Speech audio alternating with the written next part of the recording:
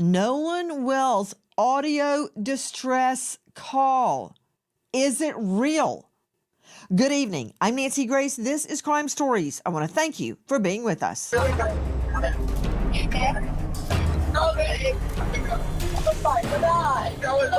Everyone in the background is saying, is he dead? Nolan, wake the up. Claiming they're sinking and calling for help. And yet in the background, are we really hearing all of this other activity? Nobody has ever, none of the kids on this boat have ever admitted that anybody said that they thought Nolan was dead.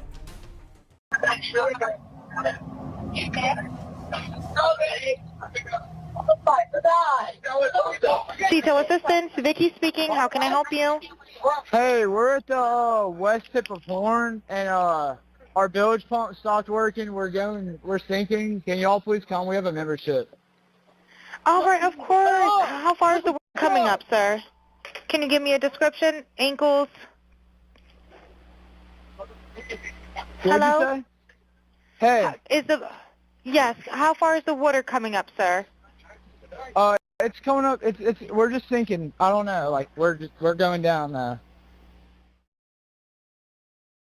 All right. Well, let's get you going. Membership number or phone number listed on the account, sir. I don't know the phone number. It's either. I think it's. Try that. All right. I know we have a membership, like guaranteed. I don't have the tag Unless on you here. have a It got ripped membership off. number or anything, it's okay. I'll get you over to the captain. What's the best phone number to reach you at? Reach me at. You are hearing the audio distress call from the boat. That is the boat on which Nolan Wells went to Horn Island. But people are messaging me and telling me that there is heavy drinking and there's cocaine involved. And there's a particular person whom I know this person's name. I'm not going to disclose it. I'm going to go to the police first, and then I will disclose it if it doesn't interfere in the investigation. But this person allegedly was offering people cocaine, and someone close to Nolan, one of his friends, told me that this person was offered cocaine and rejected it from this person. And I was also told, and this person told me that it's over 100% chance that Nolan was using cocaine during this period of time. A stepfather looks at a name and says, I don't know him. Meanwhile, a commentator with a national platform says, I've been told there's a 100% chance of something in Nolan's system.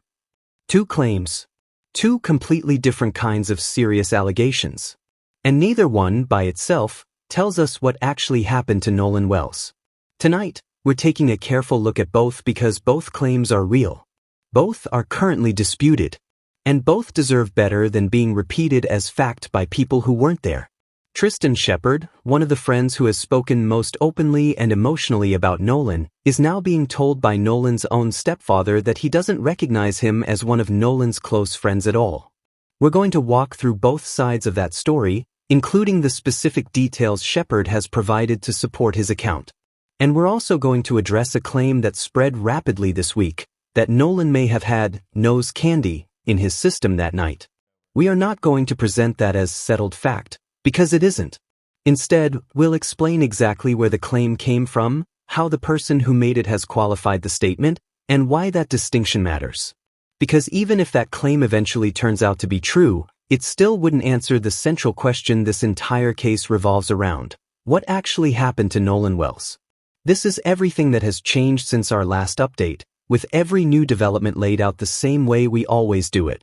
Confirmed information kept separate from claims that remain disputed. If you're ready for this one, type file in the comments. What's up, E-Mob? This your boy Gerald with the NC Beat. I want to know why Crooked Cop Tatum deleted his tweet to a question about whether or not the photo and video that he posted last week showing this Triton boat that Nolan took out to Horn Island, but according to them, they want us to believe that he was not on the boat as they were going back in when whatever happened to him happened to him. And I want to show y'all this so y'all can see how they are trying to cover this up. And I honestly believe that Tatum is also trying to help this Geico lizard who you see right here, Warren Hudson, with this, what seems like to us, a cover up about what really happened to Nolan Wells. I've been so busy with my site. These screenshots are from when I took them at the time these things were made, or I found out about them, but I never wrote about them at the time because I was over here busy, y'all. Okay, but I'm back. But look at this. Tatum says, breaking. Exclusive images shared of the Triton boat being towed by another boat after viral CETO dispatch call. Nolan Wells is confirmed not to be on board. These images were taken from the boat towing them. So this boat that is towing them is Bart. As you can see, these are the photos that Crooked Cop Tatum posted. Here's the video that Crooked Cop Tatum put up on social media to try to make us believe that, you know, Nolan was not on this boat. Apparently, this is from July 4th. When Tatum had posted these photos and videos, someone asked him before or after the call. He says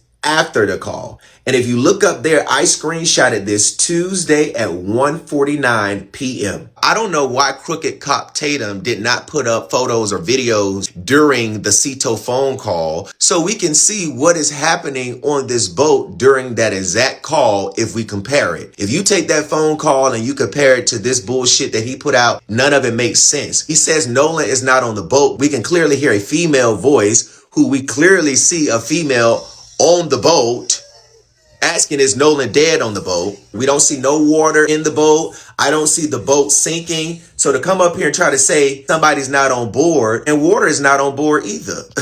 So Tatum says these photos and videos that he posted were after the CETO call.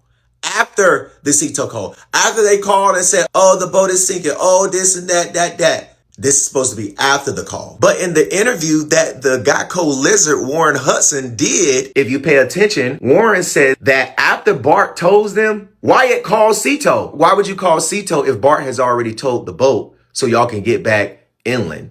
Actually, my buddy Bart on the tide line is like, I'm going to pull y'all out to where we're out of all this, all this chaos. Because we left at 4:30 and there were still just as many people there, if not more, than when we got there. I mean, probably around the same amount. I mean, it was crazy. Like there was a lot of people. And, eventually Bart pulls us out. We left at 4:30, but we really weren't pulled out away from everybody. We were probably about a quarter mile out and we had the towing strap pulled from, Bart's port side cleat or starboard side cleat. And he was on our starboard side bow. And so it was rubbing on his power pole. So Bart turned around, pulled up next to our boat, and we were just trying to get it situated. So that's when Wyatt called CETO. And Wyatt was like, calls him.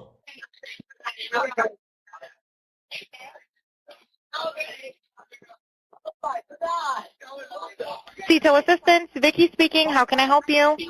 Hey, we're at the west tip of Horn, and our bilge pump stopped working. We're sinking. Can y'all please come? We have a membership.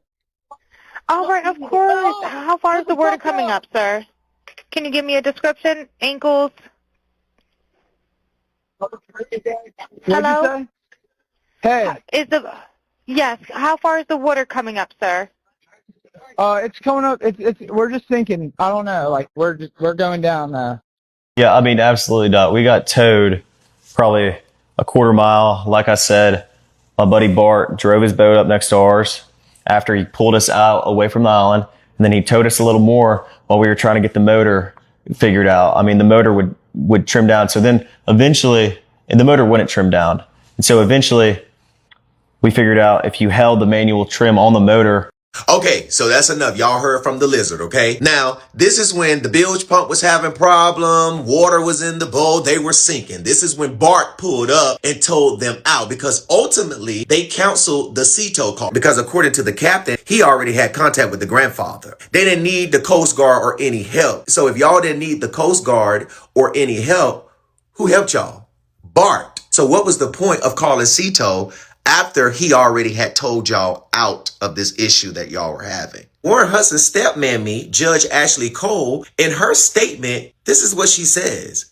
She says, Warren was interviewed by the Jackson County Sheriff's Department and cooperated fully. He saw Nolan last at around 3 p.m. on July 4th. They left around 4:30 p.m. when the boat was taking on water and they had an issue with the bilge pump. Nolan made a decision to stay on the island and return inland later with another group of friends. But she never said anything about Bart pulling up. She never said anything about her stepson being told by Bart. Nothing at all about this. So as you can see, Wednesday at 1:28 a.m., I went back to the post, and guess what? Tatum had deleted his reply to Maine before or after the call, because remember, he said after the call. And as you can see right here, the person he responded to said, yeah, he deleted it because he definitely responded to me. And he did because I screenshotted it. And I screenshotted when he deleted it. Why did he delete it? He deleted it because it is suspicious that these boys are calling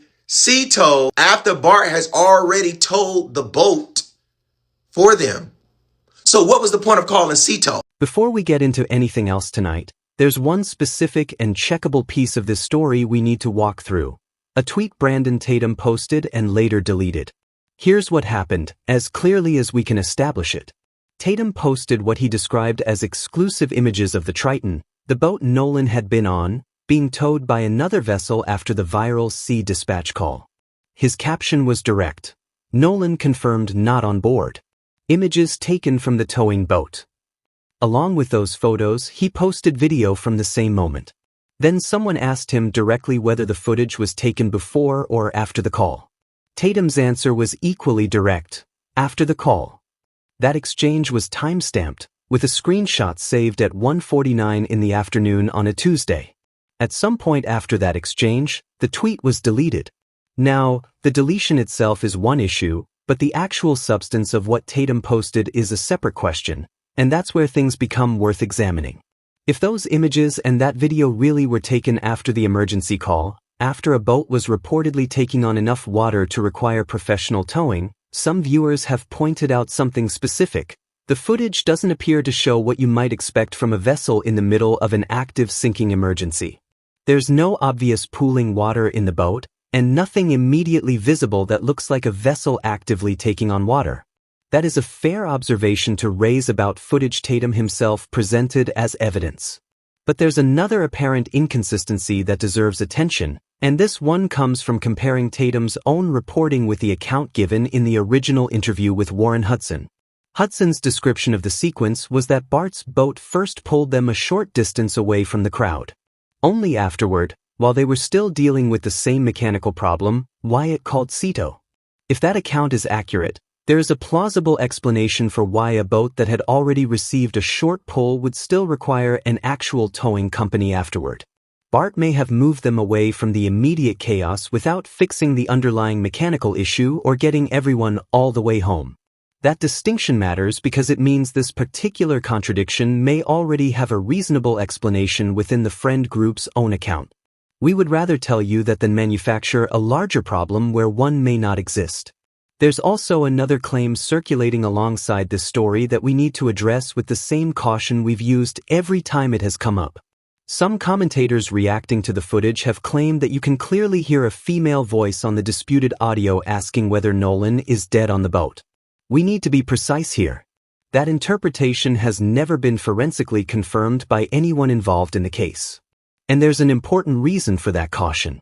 A digital forensics expert who examined one widely circulated enhanced version found that it was 20 seconds longer than the original recording and had a completely different digital fingerprint. In other words, at least one version being presented as clear evidence has already been shown not to match the original source file.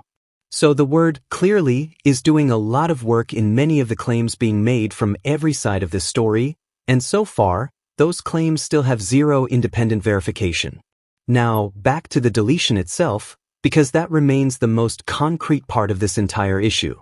A tweet being deleted does not prove that the claim inside it was false. People remove posts for all kinds of reasons, and deletion alone cannot establish why it happened. But Tatum has built a significant amount of credibility around showing his work, posting screenshots, timestamps, and information that viewers can examine for themselves. So when a specific, checkable timing claim disappears without an attached correction or explanation that we could find, it naturally raises questions. Not because the deletion proves anything. It doesn't. But because it removes the very thing Tatum's approach to this case has emphasized from the beginning, the ability for viewers to verify the information for themselves. If you saw the original tweet or have a clearer copy of the timestamp, drop it in the comments. We'll take a look. But people are messaging me and telling me that there is heavy drinking and there's cocaine involved. And there's a particular person whom I know this person's name. I'm not going to disclose it. I'm going to go to the police first, and then I will disclose it if it doesn't interfere in the investigation. But this person allegedly was offering people cocaine, and someone close to Nolan, one of his friends, told me that this person was offered cocaine and rejected it from this person. And I was also told, and this person told me that it's over 100% chance that Nolan was using cocaine during this period of time. This person said it was 150% sure that when the toxicology comes back, that Nolan will have cocaine in his system. But also, too, it's part of society that has been allowed to occur, which is it's gut-wrenching at best.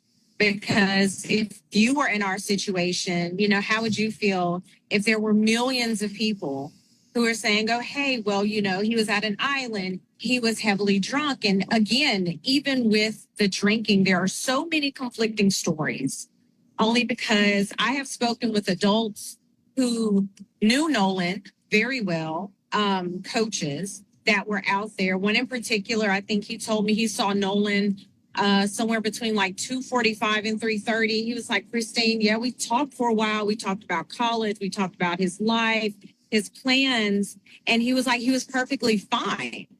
Because I think it had bothered him too, that there was this narrative of, oh, he was sloppy drunk. Like and it started at the very beginning. It was, oh, he was sloppy drunk. And I'm like, but was he though? Or is this a narrative that you guys want to use to kind of have us just accept that it was a drowning? Here's the claim that spread the fastest this week, and we're going to be very precise about where it actually came from.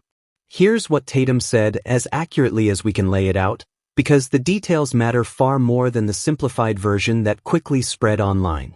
Tatum said people had been messaging him claiming there was heavy drinking that day and that, in his words, nose candy was involved. He said he knew the name of a specific person he alleged was offering it to people that day, but that he was deliberately withholding the name publicly because he intended to take that information to police first and did not want to risk interfering with the investigation. He also said a friend close to Nolan told him that Nolan had been offered it by this person and turned it down. But this is where Tatum's own account becomes internally complicated, and it's important to point that out rather than smooth it over. In that same segment, Tatum said he had separately been told by what he described as a different source that there was a 100% chance Nolan was using it that day, and that this source was, in his words, 150% certain that toxicology would eventually confirm nose candy in Nolan's system. Put those two claims side by side for a moment, because they don't actually tell the same story. One account relayed by Tatum says Nolan was offered it and rejected it. Another account, also relayed by Tatum, claims absolute certainty that Nolan was using it. Those are fundamentally different claims. Someone can be offered something and say no. That is completely different from someone claiming with certainty that the person was actively using it. If both accounts came from legitimate sources, then at minimum, they conflict over the most basic question being disputed, whether Nolan actually used anything at all that day. To be fair to Tatum, he did not present these two accounts as though they obviously agreed with each other, and he repeatedly told his audience not to treat the information as confirmed. That caution matters and we're going to hold him to the same standard he set for himself. But a claim built around two sources that appear to contradict each other is naturally weaker than the confident version of the story that has spread online. That is worth saying plainly instead of allowing the loudest version to go unchallenged. And not everyone covering this case has accepted the claim without pushing back. Commentator Willie D. challenged it publicly and directly, and his central argument is a fair standard to apply to any serious allegation. Extraordinary claims require evidence. If someone is going to tell the public that Nolan had drugs in his system, then show the source, show the documentation, show something beyond an unverified statement from someone claiming to know. Willie D. also raised an important question about timing. Why is this particular allegation surfacing weeks into the case rather than being part of the story from the beginning? And he made another point that remains relevant regardless of what toxicology eventually shows. Even if testing were to confirm that substances were present, that still would not explain how an 18-year-old ended up in the water surrounded by hundreds of people without anyone seeing exactly what happened. We want to emphasize that point ourselves because it is arguably the most important distinction in this entire discussion.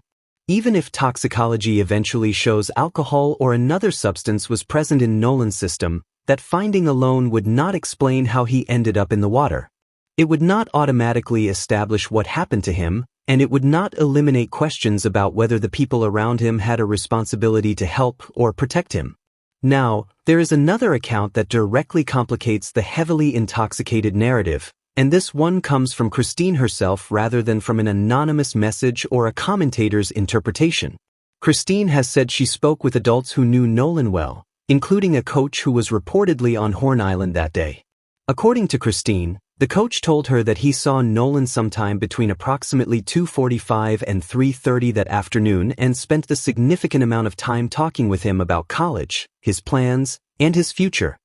His description of Nolan during that conversation was that he appeared completely fine, not impaired and not visibly intoxicated. Just a young man having what sounded like a normal conversation about his future with someone who had known him for years. Christine's reaction to that account is also important because it captures the exact tension at the center of this debate. She has said the sloppy drunk narrative began circulating almost immediately before any toxicology results existed to support it.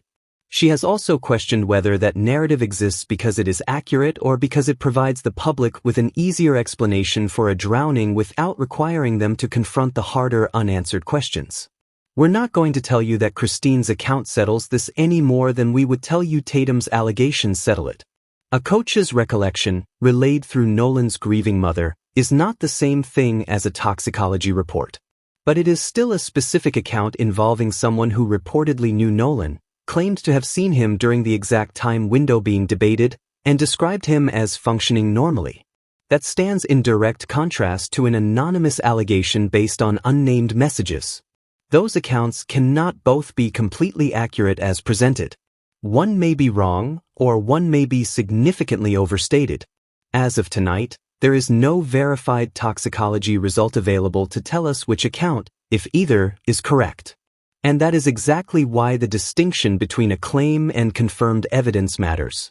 If you have a credible source on either side of this, a timestamp, an original statement, verified documentation, or an update on the toxicology, that is the kind of information that can actually move this story forward. Drop it below. Miss Rachel just said something on social media about the Nolan Wells case that I think you need to hear.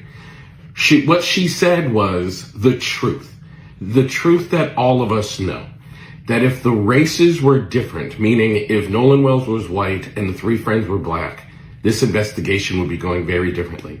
And she is getting massive backlash for saying this. But I want to acknowledge how important it is to have allies. I met a man from the civil rights movement. His name is Hezekiah Watkins. Look him up if you don't know his name. His story is pretty amazing. And he had a conversation with me and my white colleague, a man by the name of Dr. Adam Frower, about what true allyship looks like. And he said true allyship is not just saying you support black people and equality and equity and diversity and inclusion. It's standing next to your black friends in the black community, while the bullets are flying. That was the exact phrase, meaning that you have to stand in the line of fire. You have to stand next to people when there's something to risk. And Miss Rachel is demonstrating what true allyship looks like. She very likely knew that she was going to get backlash for saying this, because she's been saying things advocating for social justice for a long time. She spoke up against ICE and other causes, acknowledging that she is someone who's interested in justice. My favorite thing that she said this whole time was just simply one word. Somebody left a comment on her social media saying, can't you just stick to singing kids songs? And she replied, no. That is a true ally, and I think we need more of that in moments like this. So thank you, Ms. Some voices in a case carry weight simply because of how many people are listening to them. This week, one of the biggest names in children's media stepped into the Nolan Wells story, and what she said immediately divided her own audience. Miss Rachel, a creator with more than 2.3 million followers on Threads alone and someone known to an entire generation of parents for content about learning, songs, and toddlers rather than true crime, shared her own view of the case with that massive audience. Her position was straightforward. She believes this investigation would have unfolded differently if the races had been reversed, if Nolan had been white and the Friend group had been black. She also said that Nolan and his family deserve justice. Full stop. That is not a small statement to make to millions of people who follow you primarily for children's content rather than true crime commentary, and it landed exactly as you might expect. Quickly, loudly, and with people sharply divided. Here's why we're treating this as its own moment rather than simply folding it into everything else happening in the case. A statement like this does not necessarily have to be provable to matter, but that also doesn't mean it should be treated as established fact. It is ultimately a claim about a hypothetical, what might have happened under a different set of circumstances that never actually occurred. Because that version of events never happened, there is no way to directly test the claim against the evidence from the real case. That does not automatically make the concern meaningless.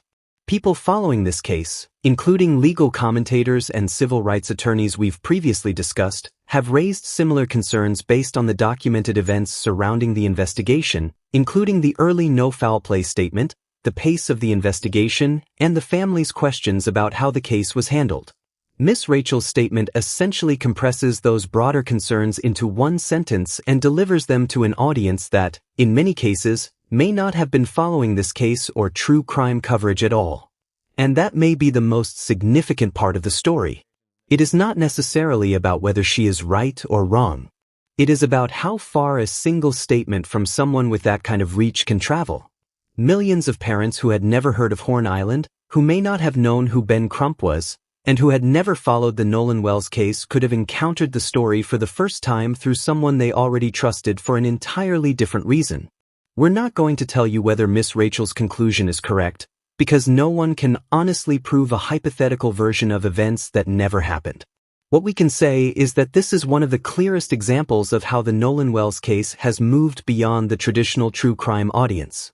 One sentence from a massive platform can introduce a case to millions of people in a way that months of local coverage might never accomplish on its own. So where do you actually stand on this? Not on the Nolan Wells case as a whole, but specifically on the question Miss Rachel raised. Can an unprovable hypothetical still deserve serious consideration as part of a broader conversation about how an investigation was handled? Tell us what you honestly think below. Y'all remember how T. Shepard broke down in the Rolling Stones interview how 18-year-old Nolan Wells put his phone on the dashboard? I don't believe him, and I'm going to tell y'all why. This might even prove it. Go to the bottom where it says that when we hopped off the boat to get onto the island, the water was up to our chest and Nolan's boat was further away from the island. Then we were, which means he hopped into the water, it would have been up to his neck. Now, before I go to the part where T. Shepard had mentioned allegedly where 18-year-old Nolan Wells had put his phone and where there was about 15 other phones, let's go right here where they said that they met that day, and it's one of kind of those things Shepard said. He did come off that he really liked her, but that was the only time they ever hung out was Horn Island on July 4th. I feel like it's very important that he mentions that only Nolan and not specifically that everybody's first time we're hanging out with Katie was that day. So I feel like other people already knew Katie that was there because Katie had came with somebody that 18-year-old Nolan Wells ended up meeting Katie through the people that Katie had ended up coming with. Hold on. Right here is where it allegedly says that Shepard said Wells, he said, place his phone in the boat of one of their friends. When Nolan got in the water, he put his phone on the boat dash, also with probably 15 other phones. The uncle did not want to be named. You know they done fucked up, don't you? Now, I just showed y'all in the message where she had allegedly claimed that 18-year-old Nolan Wells' boat was further back away from the island. So how would Shepard be able to see 18-year-old Nolan Wells put that phone on the dash of the boat if he's on a different boat? Not only that, why would there be 15 phones over there on that boat, the boat that seemed to be the furthest from the island, allegedly, 1 second, and the boat that we've heard of so far is the furthest away from the island, as she says that Nolan's boat was further away from the island. She stated right here, it'll be about 5 to 10 kids on the boat. So then why would there be 15 phones that ends up on 18-year-old Nolan Wells' boat when that's the boat that's furthest from the island, especially from theirs? And if kids are so comfortable with putting their phones up on the boat, wouldn't it make more sense that they put their phones on the boat that was a little more closer to the island? And that if T. Shepard was able to see 18-year-old Nolan Wells put his phone on the boat, and also Javon Williams was able to see 18-year-old Nolan Wells put his phone on the boat, wouldn't that make sense that that would be the boat that they put it on, the boat that T. Shepard was on, allegedly? And then you got to think about what it stated that Javon Williams' mom had said allegedly down in the comments when she said no, stating that Javon had said that he waited at the dock, or he had got his phone at the dock when the boat arrived. What boat would have left after Javon Williams originally had gave his story? His original story was that he left shortly after 4, correct? That would allegedly put T. Shepard leaving that island after Javon Williams, because allegedly the person that of the boat that had the altercation, she inboxed me. She had stated that they had left around 5 or 5:30. Originally, Javon Williams stated that he had left shortly after 4. Originally, Javon Williams had stated that he had saw 18-year-old Nolan Wells visiting with a girl as well as talking to a group of friends as he left. So when you take Javon Williams off of that island, who no longer has that real alibi of the altercation and such like that, that in-the-face altercation, who really doesn't have that real solid alibi right there? T. Shepard, and also that boat with the people that came on that boat with T. Shepard and left with T. Shepard on that boat. And I'll tell you why. Because why would Javon Williams need to change his story when Javon Williams' story already got him up out of there and everything? There was no reason to change that story, was it? But in order for T. Shepard's story, in order to fit and everything, and for people to no longer think that it was 18-year-old Nolan Wells, the story needed to switch and change. But I truly felt like it was 18-year-old Nolan Wells. It might not have been in that precise altercation moment where they was yelling, but 18-year-old Nolan Wells was on that boat. And I truly felt like something happened with 18-year-old Nolan Wells on that boat. And I truly feel like that's the boat that Katie rode out on. And the reason why I feel that way, in my opinion, is because they said that there was 2 married couples on their boat. There's an aunt, there's an uncle. The uncle did not want to be mentioned, as well as there's another, the woman that allegedly says that it was her boat that they had the altercation on. Her and her husband are there, and she says that her husband is either ex-Marine and or military. She also has stated that they always keep their head on a swivel, but I'm trying to figure out if the head is on a swivel, how would you not know a boat that left right there with you that you said was right next to you, just was a little further than from the island than yours was? How would you not notice that it had left and that 18-year-old Nolan Wells was not on that boat? Heads on a swivel, people paying attention, you would have noticed that boat left, and you would have noticed if 18-year-old Nolan Wells was on that boat. No, the only way it makes sense that Javon Williams was waiting at that dock for his phone to arrive is if he left it on the boat that Shepard rode back on, in my opinion. Because originally you have Javon Williams stating that he and 18-year-old Nolan Wells put their phone in a box on the boat. Now, if he put that in the box on the boat, nobody else would have known where 18-year-old Nolan Wells' phone and him was except the 2 of them. And that's why you still have 18-year-old Nolan Wells' phone making it back to the mainland due to the fact that nobody knew that those two phones were together inside of that box that was on that boat. And now that 18-year-old Nolan Wells' phone has made it back to the mainland, now they got to find a way to do something with this phone because that Life 360 is on it. And I read that if it's on the iPhone, that it'll send you alerts every now and again of the Life 360. You see, also on the same boat that Shepard was said to be on allegedly, there was also two other young men that was on that boat that was said to be allegedly, I guess, the children of the lady that stepped up and said that that was her boat that the altercation occurred on. And there was multiple men and other people that was on that boat at the same time. See, so allegedly, Javon Williams never even had a reason for people to suspect Javon Williams at all until he changed his story from the original story to something new. And then I had to think, well, why would there be multiple claims that Katie is the one that had the phone allegedly? You see, there was that girl Sierra that got in the comment section that had claimed that that's where Javon's mom had got it from. And Javon had allegedly got in the comments and said exactly to her. There was also that person, Monica Janine, that had left that comment at the same time stating that,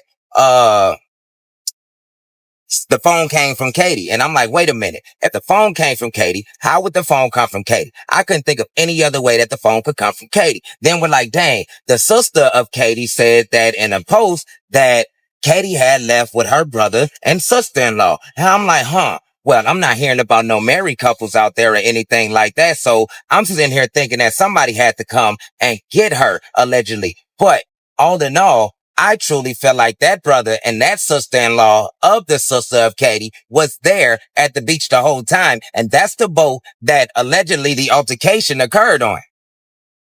As you have to think, if 18-year-old Nolan Wells was said that he said that he was going to hang out with Katie, he was going to be with Katie or whatnot, and he was so adamant about it and everything like that, then I would think that that boat would be very close for 18-year-old Nolan Wells to be able to know exactly which boat that Katie was leaving on. And that's why I feel like it was so important that I think it was Wyatt's mom that had alleged that Katie's boat was next to their boat. Because the same lady that alleged that the altercation occurred on her boat, she said that their boat was also next to Nolan them boat. I'm thinking that those boats are one and the same boat, everybody. Because it does not make sense why Javon Williams would change his story and then all of a sudden introduce a new boat with his so-called peoples in it further down the island. And it also didn't make sense that Katie and 18-year-old Nolan Wells would also leave and go up on the island to go talk only for a few minutes. And not only that, for nobody to ever say that they saw Katie and 18-year-old Nolan Wells walk anywhere, that's very odd. You think a young lady that met a young man for the first time, and this is a random young man, is just going to go off on an island alone with him and not allow the people to not allow enough respect to tell the people that she came with that she was finna go walk with him? And do you think that 18-year-old Nolan Wells is so dismissive of his friends that he's so worried about Katie and so focused on Katie that 18-year-old Nolan Wells went stop to mention to his friends, hey, we finna go for a little stroll? No, it's because I truly feel like Katie came on that boat that was right next to 18-year-old Nolan Wells, the same boat that they alleged that that altercation occurred on. I feel like that boat is the boat that they need to be focusing on, and they need to be focusing on Javon Williams and asking him why he will be willing to switch his story for somebody else, allegedly. Here's a voice we haven't spent enough time on yet, and it may be one of the most important in this entire case because of exactly who it comes from. Javon Williams is not a stranger repeating secondhand rumors. He has been described across multiple outlets as one of Nolan's best friends, and on CNN, on the record, and in his own name, he made a statement that directly challenges part of the account given by the rest of the friend group. According to the Marine Patrol report, several friends told investigators that when they left the island, Nolan was with an unknown woman and had decided to stay behind. Javon's response to CNN was direct. That simply does not fit the person he knew. He said he had never known Nolan to stay behind while his friends left. If Nolan went out with you, he came back with you, every single time, with no exceptions. That is not a vague impression. It is a specific claim about a pattern of behavior from someone who says he had watched that pattern for years. And here's what makes Javin's account especially significant rather than just another contradiction added to the pile. He has also publicly said that he does not believe this case is primarily about race. That position directly challenges part of the broader public conversation surrounding Nolan's case, and it takes a certain willingness to say that publicly given how emotionally charged the issue has become. At the same time, Javin has continued to say that certain details surrounding how Nolan ended up without his phone and keys simply do not make sense to him. That is a rare combination. Someone close to Nolan is willing to push back against the racial framing some observers have applied to the case while also refusing to simply accept the friend group's explanation for the details that continue to bother him. And that combination matters because it makes it harder to reduce his position to a simple agenda on either side. He is not confirming the most alarming version of the story, but he is also not accepting the simplest explanation. He is essentially saying that, from the inside, he remains unconvinced, without presenting a theory of his own as the answer. Nolan's father has expressed a similar kind of confusion, saying the family cannot understand why their son would have separated from the group in that way and emphasizing that they raised him to stay with the people he came with. That is not proof of what happened. Parents cannot know every decision their children make in every moment, and people can behave unexpectedly. But it does mean that at least two people who knew Nolan closely, his father and a friend who says he knew him for years, are expressing the same basic concern. This does not match the person they knew. We also have to be fair to the other side. People sometimes make decisions that are completely out of character. A single afternoon, a person they had just met, or a decision made in the moment could produce behavior that does not fit an established pattern. None of that is impossible simply because it would have been unusual for Nolan. But when the person pointing out that behavior is unusual is someone who spent years watching that person up close, it deserves to be taken seriously. It may not prove what happened, but it carries more weight than a rumor or anonymous claim because it comes from someone describing a pattern he says he personally witnessed over time. And in a case where so many details remain disputed, that kind of first-hand perspective is worth examining carefully.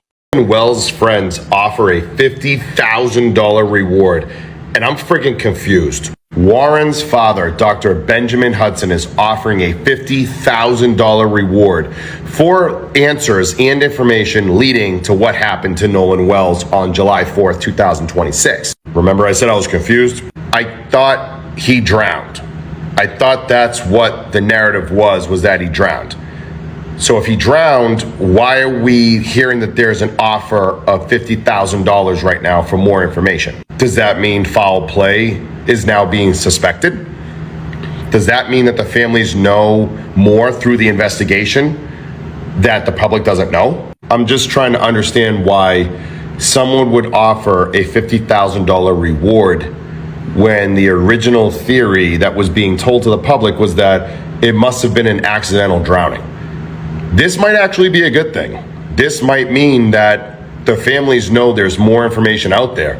And through the investigation and through the channels of the investigation, they do feel confident that someone knows something and this was not just an accidental drowning. But this $50,000 reward is really throwing me through a loop. Sam here for a Nolan Xavier Wells update. And if you couldn't believe it could get any tackier, these people have now started two Give, Send, Goes Me. Some lady named Tracy Schleckler, allegedly. I don't even know. You can go check it out for yourself. Check it out right here. They are trying to raise $500,000. Like, this is so disgusting. Like, are you guys gonna do a Give, Send, Go for the family?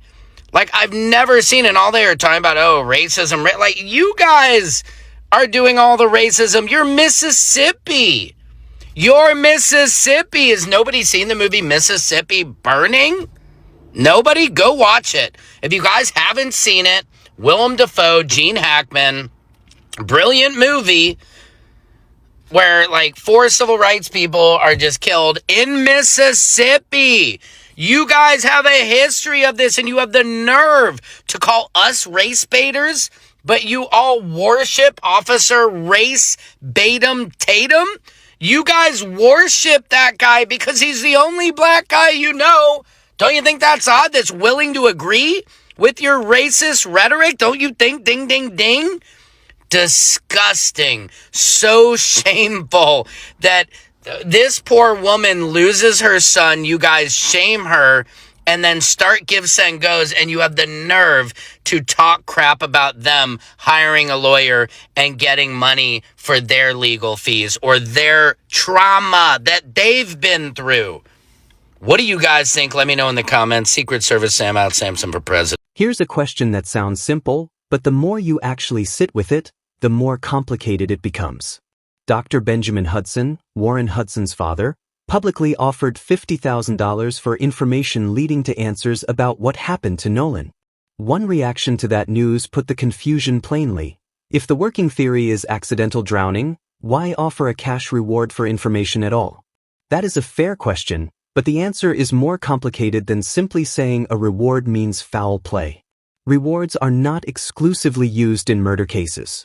They can also be offered when investigators or families believe witnesses may have seen something important and have not yet come forward. And in Nolan's case, that possibility is not hypothetical. We've discussed the unexplained gap between the distress call and the boat's departure, the last confirmed sighting around 3 that afternoon, and the fact that hundreds of people were on or around the island and water that day. A reward does not require anyone to believe Nolan was murdered. It requires them to believe someone may have information that could help complete the timeline. So does the $50,000 confirm foul play? A reward is not evidence that a crime occurred. But it is also understandable why people find a reward of this size significant, because it suggests the people closest to the case do not believe every important question has been answered. And there is another detail here that matters.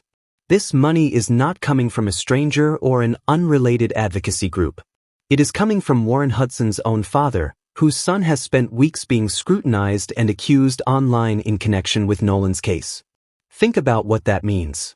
If Dr. Hudson believed his son had something serious to hide, putting more money behind an effort to uncover the full timeline could potentially expose information that cuts in every direction, including toward his own family. The more reasonable interpretation is that he believes getting the complete truth into the open could ultimately help establish what actually happened and, if necessary, clear his son's name. Warren has denied allegations involving Nolan's death and the handling of Nolan's phone, and his father appears to be taking the position that answers are better than silence. There is also another pool of money being confused with the reward, and it is important to separate the two. Ben Crump has publicly thanked entertainment executive Byron Allen for donating $100,000 to the family's GoFundMe. That money is intended to help the family hire independent experts, including specialists who can examine forensic, audio, and other evidence. That is an investigation fund. The reward is different. The publicly announced reward contributions include Sharpton's $50,000, Tyler Perry's $50,000, Terrell Owens' $25,000, and now Dr. Hudson's $50,000, bringing the stated total to $175,000. That money is aimed at the public. Come forward, tell us what you know, and provide information that could help establish what happened. Conflating the two funds makes the situation sound more dramatic than it necessarily is. One pays experts to examine evidence. The other is designed to encourage people with potentially relevant information to speak. And there is one technical detail about the reward that matters even more. The public descriptions have tied the money to information leading to an arrest and conviction of whoever is responsible for Nolan's death. That means it is not simply money for a rumor or an interesting theory. It is tied to a much higher legal threshold. A person could provide information that sounds convincing and still not qualify if it does not ultimately lead to the required criminal outcome. So what does the reward actually tell us? It does not prove that foul play occurred, and it does not disprove an accidental drowning. What it does show is that people closely connected to this case are not treating the unanswered questions as settled. Even Warren Hudson's father, whose own son is under scrutiny, is willing to put significant money behind finding out what happened. That is important, but it should not be confused with proof of a specific theory. The fairest conclusion is much simpler. The The reward means someone believes there is still information out there that could change our understanding of Nolan's final hours, and they are willing to put real money on the table to find it. A reward does not tell us what the answer is. It tells us that, from their perspective, the search for that answer is not over. Now, there have been a lot of different accounts about whether he was on the boat when he came back from Horn Island, when he was supposed to come back from Horn Island. He never came back from Horn Island. And you can clearly hear on that version, which we obtained from the Mississippi Department of Marine Research. They released it. It's not something off TikTok or Insta. And that's what you hear. Let me hear 184 one more time, please.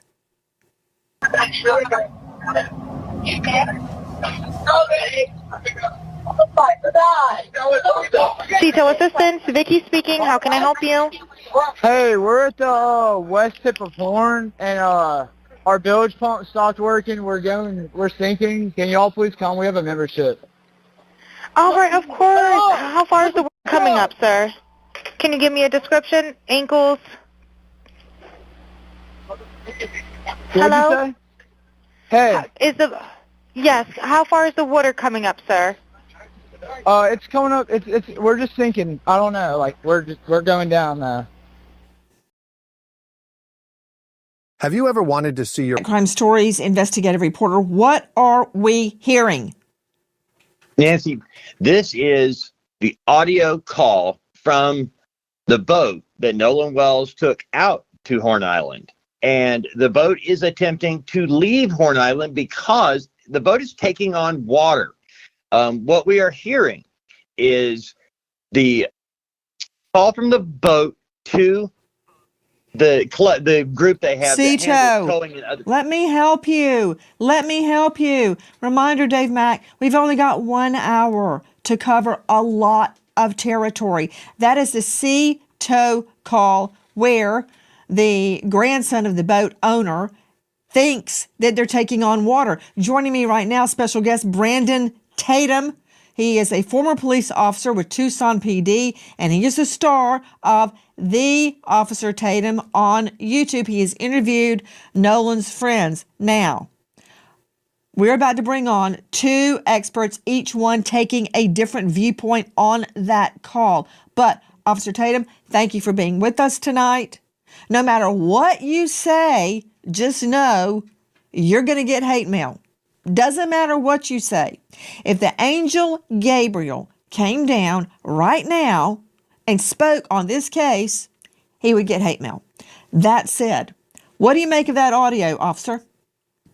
Well, Nancy, thank you so much for having me on. If you put the audio within context, it is an impossibility unless these people are prophesying that somehow they're saying Nolan's name or projecting that Nolan is somehow injured, hurt, or killed, because we have witnesses that have come out. When I interviewed Warren, a lot of those kids that I talked to already alluded to this way before the audio came out, that they were gone. And people had already saw Nolan after they had left. The young lady, Katie, that he was hanging out with, I saw a text message from her alluding to the fact that she never saw him get on that boat at all. We have video of the boat that we shared on our social media page, and it shows all the occupants on the boat, and Nolan was not there. And so if a person thinks that they've heard something on the audio, they have to compare it with context. Maybe they said, "Is it dead?" talking about items that could potentially have died or damaged on the boat, given the fact that they were sinking. So I think people need to put this in context and reevaluate what they're listening to on the video, because if you are going to make a staunch stance in the wrong direction, in my opinion, by saying they're obviously talking about Nolan, it is incredibly impossible. One more thing, real quick, that when you look at where they were at when they made the phone call and their GPS coordinates, it literally put them on the island. And we know, and not on the physical island, but really close proximity to the island. And we know, because we have another video of Nolan being out there and also all the other boats surrounding him, that this would have had to happen very near to hundreds of people in hundreds of different boats. So somebody would have seen something if there was a dramatic commotion like this occurring on that boat. I hear what you're saying, Officer Brandon Tatum. That last part that you said, that there were hundreds of people around and they would have seen what happened, that part, I disagree with that. John Mobley joining us, veteran trial lawyer out of South Carolina. John, take off your defense hat one moment and let's address that statement. Do I have to say Tupac? That just comes off the top of my head. Crimes happen all the time in a crowded area and nobody sees anything. Either they say they didn't see anything, or they really didn't see anything, because it all blends in, right? It all blends in. I've had a little boy thrown off the 3rd level of the Mall of America almost to his death. He did die and he was brought back to life. Nobody saw what happened. A guy threw him over. People were all over the mall. The food court was crowded. Nobody saw. I had like 2 witnesses. So I think part of it is, Mobley, you don't expect to see something, and so your mind is not interpreting, it's not intercepting what you're physically seeing. And again, we don't know what happened. We don't know why Nolan Wells has a red mark on the back of his occipital. We don't know. Was he hit? Did he fall?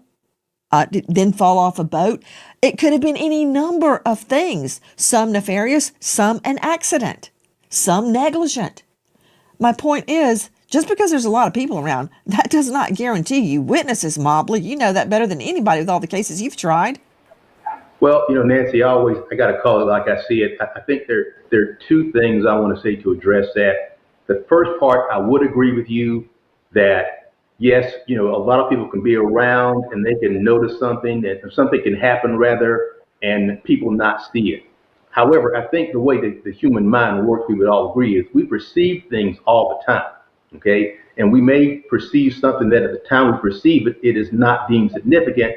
However, in this case, I do believe that if someone did see something that they didn't pay particular attention to involving Nolan Wells, once all of this has come out, the way the mind works is it'll trigger what they saw before, because now it becomes significant, okay? So I do agree that people can perceive things and not pay attention to them, but when something significant happens later, sort of like being robbed, you're not paying attention to what everybody's wearing, but if that when somebody robs you and later on you have to recall what that person was wearing, what they looked like, you can recall it because it's important at that point.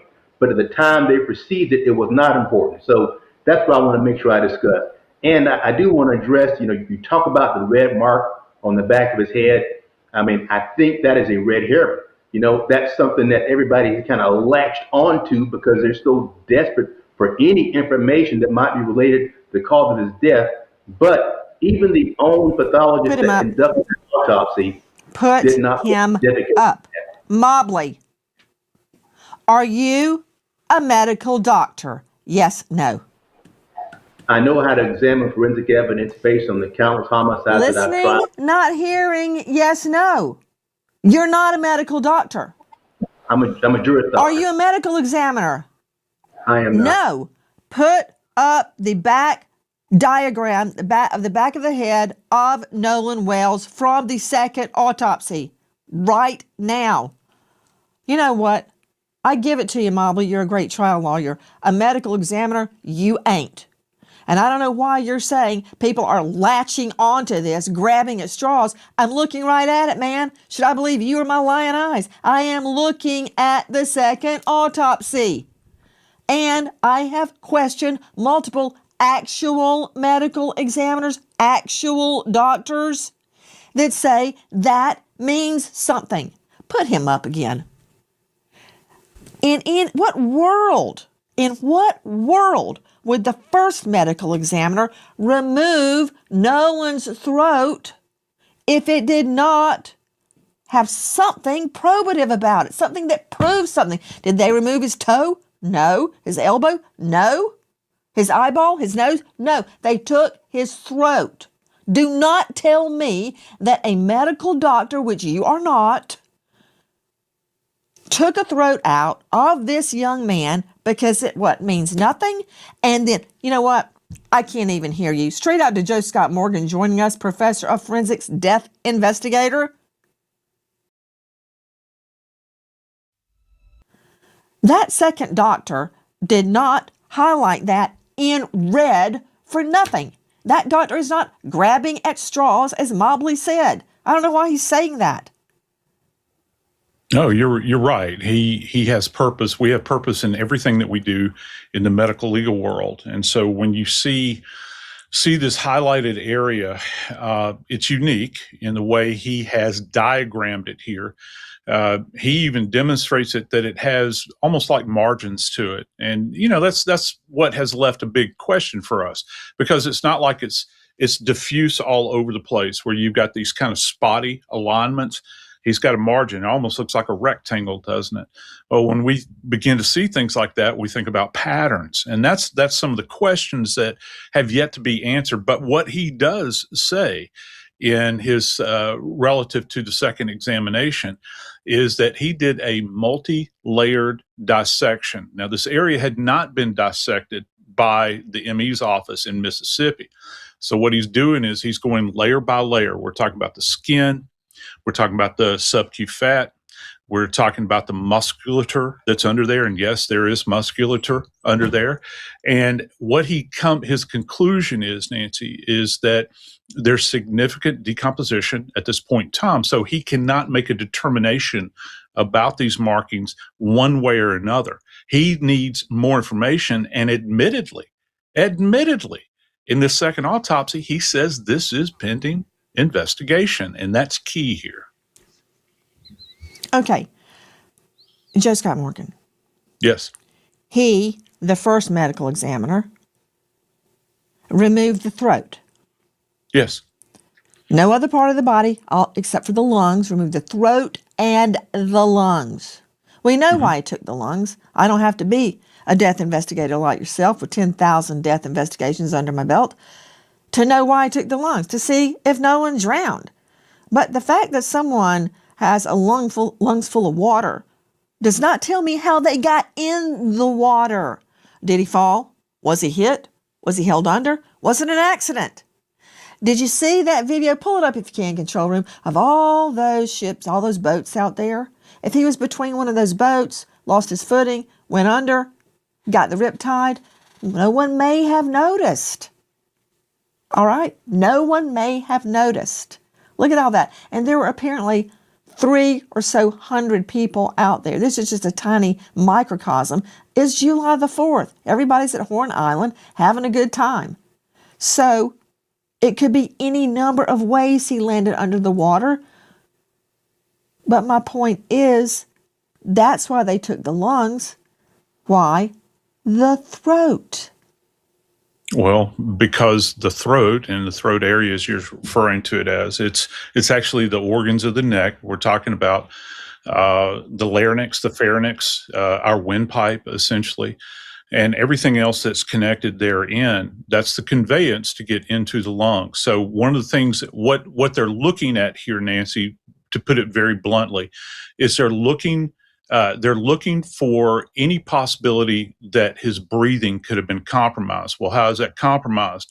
Well, when you begin to think about, if you put your hand in the midline of your throat, right here, okay, you begin to think about the trachea, which is encompassed right here. Was it compromised in any way? Are there any focal areas of hemorrhage? Has it been crushed? You would go up into the neck. I suspect that the tongue was probably removed as well. You're going to look at the hyoid, which, did not accompany the body. But all of this has been retained. There's nothing abnormal about the state retaining the organs of the neck. This happens very, very frequently in cases like this because they want to be able to go back and examine it. And also for the future, they either want to get a consult on it or it has evidentiary probative value here moving forward with